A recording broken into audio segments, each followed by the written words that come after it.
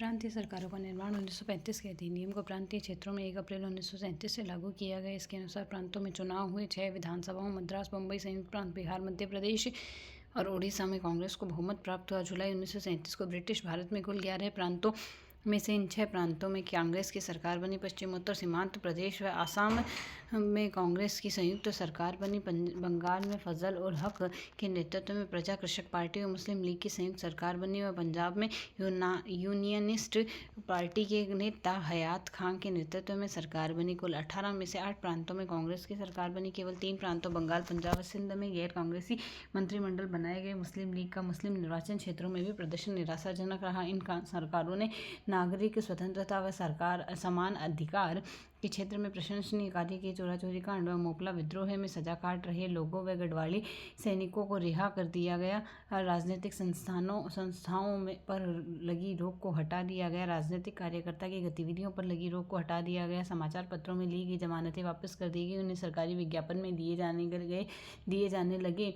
सामाजिक व आर्थिक सुधार में कार्यक्रम लागू किए गए। मद्रास में काश्तकार कर्ज राहत कानून पारित कर कर्जों का एक भाग रद्द किया गया। कई और प्रांतों में कर्ज के भुगतान स्थगित किया गया। प्रांतीय सरकारों में शराबबंदी, हरिजन उत्थान, ग्रामीण विकास, शिक्षा आदि से संबंधित महत्वपूर्ण कार्य किए गए। द्वितीय विश्व युद्ध व भारत सितंबर 1939 में द्वितीय विश्व युद्ध के आरंभ होने पर प्रांतीय सरकारों ने बिना विचार विमर्श के वायसराय लिनलिथगो ने यह घोषणा कर दी कि युद्ध में भारत ब्रिटेन के साथ है।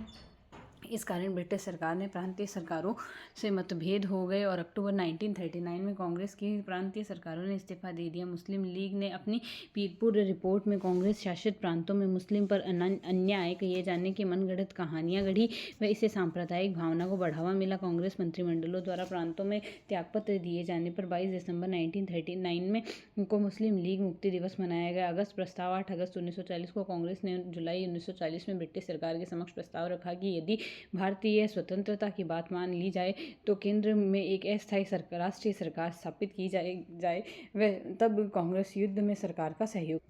ब्रिटिश के प्रधानमंत्री चर्चिल ने कहा कि मैं ब्रिटिश साम्राज्य का विघटन करने के लिए ब्रिटेन का प्रधानमंत्री नहीं बना हूँ। वायसराय लिनलिथगो ने 8 अगस्त 1940 को अगस्त प्रस्ताव रखा जिसमें निम्न बातें थी। युद्ध के बाद संविधान का ढांचा तैयार करने के लिए भारतीय प्रतिनिधियों का एक निकाय बनाया जाएगा। वायसराय की कार्यकारिणी परिषद का विस्तार किया जाएगा। इसमें भारतीयों की अधिक संख्या सम्मिलित किया जाएगा। युद्ध सलाहकार परिषद की नियुक्ति की जाएगी। इसमें भारतीय राज्यों के प्रतिनिधि व अन्य भारतीय होंगे। ब्रिटिश सरकार के उद्देश्य भारत में औपनिवेशिक राज्य की स्थापना करना है। अल्पसंख्यकों की स्वीकृति के बिना वे सरकार किसी भी संवैधानिक परिवर्तन को लागू नहीं करेगी। कांग्रेस ने अगस्त प्रस्ताव का स्वीकार नहीं किया।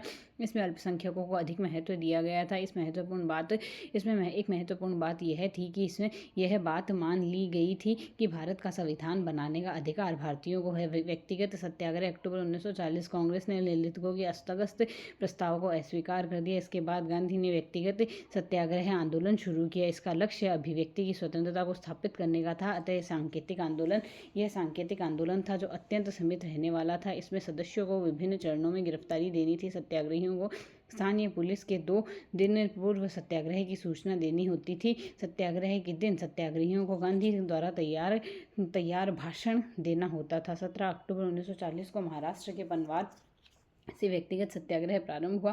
विनोबा भावे पहले सत्याग्रही बने। इन्होंने युद्ध विरोधी भाषण देकर गिरफ्तारी दी। दूसरे सत्याग्रही जवाहरलाल नेहरू थे। जब सत्याग्रही सांकेतिक भाषण देते थे तब उन्हें गिरफ्तार कर लिया जाता था, किंतु बाद में सरकार ने निर्देश जारी किया कि सत्याग्रही को नोटिस मिलते ही गिरफ्तार कर लिया जाए। 1941 में द्वितीय विश्व युद्ध में अपनी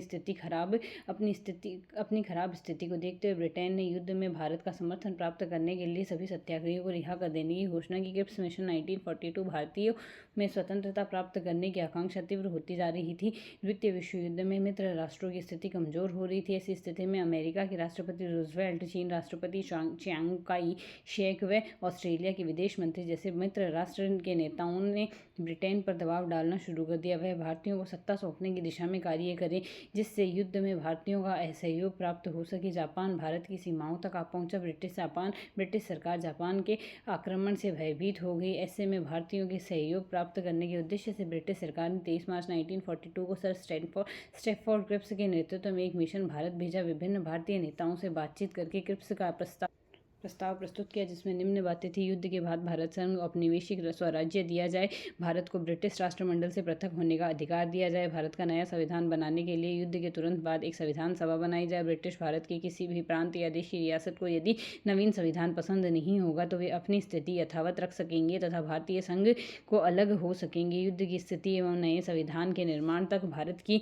सुरक्षा का उत्तरदायित्व ब्रिटिश सरकार का होगा। वास्तविक शक्ति तत्काल भारतीयों को नहीं सौंपी गई। महात्मा गांधी ने इसे आगे की तारीख का चेक कहा। प्रांतों व देशी रियासतों को भारतीय संघ से पृथक होने का अधिकार के कारण कांग्रेस ने इस योजना का विरोध किया। प्रांतों में देशी रियासतों के भारतीय संघ से पृथक होने एवं अपना पृथक संविधान बनाने के अधिकार देने का अप्रत्यक्ष रूप में पाकिस्तान की मांग को एक प्रकार से स्वीकार कर लिया गया, लेकिन मुस्लिम लीग का मानना था कि इसमें पाकिस्तान की मांग को स्पष्ट रूप से स्वीकार नहीं किया गया। कांग्रेस, मुस्लिम लीग, हिंदू महासभा, सिख दलित प्रतिनिधि व उम्मीदवारों और उदारवादियों आदि ने यह प्रस्ताव स्वीकार नहीं किया। 1942 का भारत छोड़ो आंदोलन भारतीय स्वतंत्रता आंदोलन का एक ऐसा जन आंदोलन था जिसने ब्रिटिश सरकार की जड़ें हिलाकर रख दी थी। इस आंदोलन में भारत की स्वतंत्रता प्राप्ति में एक नई दिशा प्रदान की गई। मार्च 1942 में क्रिप्स मिशन की असफलता ने भारतीय जनता को निराश किया। द्वितीय विश्व युद्ध के दौरान कीमतों में वृद्धि, आवश्यक वस्तुओं की कमी के कारण भारतीय जनता में असंतोष की भावना बढ़ गई। ब्रिटेन द्वितीय विश्व युद्ध में मलाया, सिंगापुर और बर्मा पीछे हट रहा था। जापान ने इस पर अधिकार कर लिया था। ऐसे समय में महात्मा गांधी ने अपने पत्र हरिजन में अंग्रेजों से भारत छोड़ने की बात करते हुए लिखा कि भारत में अंग्रेजों की उपस्थिति जापानियों को भारत पर आक्रमण करने का निमंत्रण है। गांधी ने अंग्रेजों से भारत को ईश्वर के हाथों में तथा अथवा अराजकता में छोड़ने की बात कही। गांधी ने ब्रिटिश सरकार के विरुद्ध अहिंसक आंदोलन आरंभ करने का निश्चय किया। अब्दुल कलाम आजाद, जवाहरलाल नेहरू इसके पक्ष में नहीं थे। उन्हें महात्मा गांधी की यह योजना अव्यवहारिक लग रही थी। गांधी ने कहा कि भारत की एक बालू से एक ऐसा आंदोलन पैदा करेंगे जो खुद कांग्रेस से भी बड़ा होगा। कांग्रेस कार्य समिति ने वर्धा में 14 जुलाई 1942 को अपनी बैठक में महात्मा गांधी के अहिंसक संघर्ष के कार्यक्रम को स्वीकृति प्रदान कर दी। अगस्त में अखिल भारतीय कांग्रेस समिति की बैठक में यह प्रस्ताव अनुमोदन में था। 7 अगस्त 1942 को बम्बई में अखिल भारतीय कांग्रेस समिति की बैठक में यह एक प्रस्ताव प्रस्तुत किया गया। 8 अगस्त 1942 को भारत छोड़ो आंदोलन का यह प्रस्ताव पास किया गया। 8 अगस्त 1942 को बम्बई में गवालिया टैंक में एक ऐतिहासिक सभा में महात्मा गांधी ने करो या मरो का नारा दिया। उन्होंने कहा कि मैं आपको एक छोटा सा मंत्र दे रहा हूँ, आप इसे अपने दिलों में संजो कर रख लें और हर सांस के साथ इसका जप करें। और मंत्र है करो या मरो। हम या तो भारत को स्वतंत्र कराएंगे या इस प्रयास में मारे जाएंगे, मगर हम अपनी पराधीनता का स्थायित्व देखने के लिए जिंदा नहीं रहेंगे। गांधी वायसराय से मिलकर कांग्रेस के प्रस्ताव को स्वीकार करवाना चाहते थे। उनका यह मानना था कि इसमें 2-3 सप्ताह लग जाएंगे। इससे पहले कांग्रेस आंदोलन चलाती और 9 अगस्त 1942 को प्रातः ही गांधी व दूसरे कांग्रेसी नेताओं को गिरफ्तार कर लिया गया। कांग्रेस को एक बार पुनः गैर कानूनी घोषित कर दिया गया। महात्मा गांधी और सरोजिनी नायडू को पूना में आगा खां पैलेस में कांग्रेस एवं कांग्रेस के अन्य नेताओं को अहमदनगर दुर्ग में नजरबंद कर लिया गया। राजेंद्र प्रसाद बम्बई नहीं आए थे, इसलिए इन्हें पटना में गिरफ्तार कर नजरबंद कर लिया गया। इस आंदोलन में कोई निश्चय योजना तैयार नहीं की गई थी। कांग्रेस के प्रमुख नेताओं की गिरफ्तारी से जनता नेतृत्वहीन हो गई थी। राष्ट्रीय नेताओं की गिरफ्तारी से जन आक्रोश फैल गया। देश में बम्बई, अहमदाबाद, पूना, दिल्ली, कलकत्ता, कानपुर, इलाहाबाद, पटना आदि प्रमुख शहरों में बड़े बड़े जुलूस निकाले गए। स्कूल, कॉलेज और कारखानों में हड़तालें की गई। स्थान स्थान पर स्वतः स्फूर्त आंदोलन होने लगे। ब्रिटिश दमन चक्र से आक्रोशित जनता हिंसात्मक कार्यवाहियों में लिप्त हो गई। भीड़ ने ब्रिटिश सत्ता के प्रतीकों, पुलिस थाने, डाकघर, न्यायालय, रेलवे स्टेशन आदि स्थानों पर आक्रमण किया। सार्वजनिक भवनों पर तिरंगा फहराया जाने लगा। रेल की पटरियां उखाड़ने, पुल उड़ा देने और टेलीफोन पर तार की लाइनें काट देने का सिलसिला चलता रहा। सरकार अधिकारियों, पुलिस अधिकारियों व मुखबिरों पर हमले हुए।